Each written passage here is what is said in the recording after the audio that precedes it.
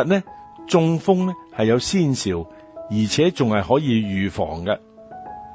某腦神經外科醫生話，如果佢能夠喺3小時之內接觸到中風嘅患者嘅，佢就可以將中風嘅後果完全扭轉。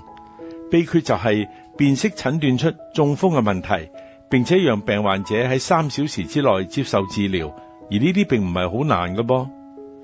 辨識中風，讓我哋大家記住 STR 3個步驟啦，請記住並且要學習啊！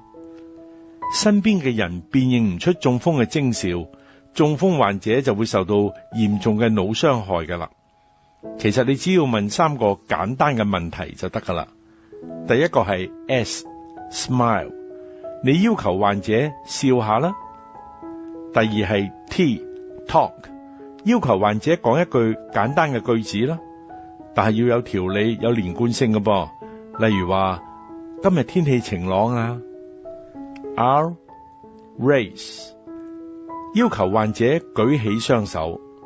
注意，另外一項中風嘅徵兆就係你要求患者伸出舌頭，伸條脷出嚟。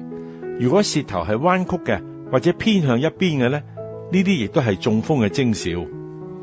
上邊4個動作，患者如果有任何一個動作做唔到嘅，你就要立即叫救傷車，並且要將佢嘅症狀描述俾救護員知。一位心胸科嘅醫師強調，如果每一個收到呢個信息嘅人能夠轉發10次俾其他人嘅，咁至少將來會有1條生命會被挽救嘅。現在我已經做咗我嗰部分噶啦，希望你都會完成你嗰部分，話俾人知咯。